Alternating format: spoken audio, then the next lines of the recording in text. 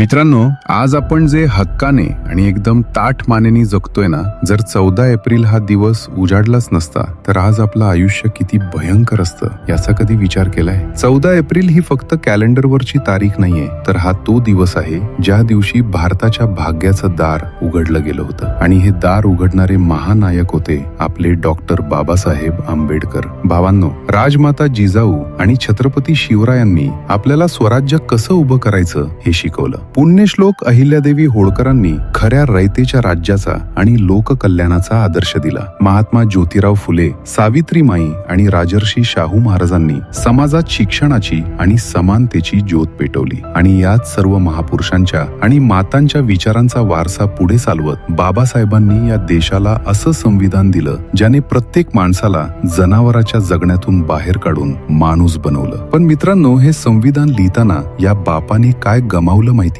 गरिबीमुळे आणि वेळेवर औषध न मिळाल्यामुळे बाबासाहेबांच्या स्वतःच्या 4 लेकरांनी त्यांच्या डोळ्यां देखत प्राण सोडले. स्वतःच्या पोटचा गोळा गमावलेला तो बाप आतून किती तुटला असेल, पण तरीही डोळ्यातले अश्रू पुसून तो बाप पुन्हा उभा राहिला. का? कारण त्यांना समाज घडवायचा होता. त्यांनी स्वतःची मुलं गमावली, पण या देशातल्या कोट्यावधी लेकरांसाठी त्यांनी संविधान लिहून ठेवलं. काही लोकांना वाटतं की डॉक्टर बाबासाहेब आंबेडकरांनी फक्त एकाच समाजासाठी काम केलं, पण मित्रांनो, आज जे लोक 12 ऐवजी फक्त 8 तास ड्युटी करून सुखाने घरी जातात ना, ते हक्क बाबासाहेबांनीच दिलेत. आज आपल्या घरातल्या ज्या लेकी सुना ताठ मानेनी नोकरी करतायत, त्यांना तो समानतेचा हक्क देणारे बाबासाहेबच होते. मित्रांनो, ज्या बापाने स्वतःचं घर उद्ध्वस्त करून आज आपलं घर वसवून दिलंय, त्यांचे हे उपकार आपण कधीच फेडू शकत नाही. जर तुमच्याही काळजात या महामानवाबद्दल खरी कृतज्ञता असेल तर आज कमेंट बॉक्स जय भीम या नावाने भरून गेला पाहिजे. हा व्हिडिओ प्रत्येक भारतीयापर्यंत शेअर करा आणि कृतज्ञता व्यक्त करा.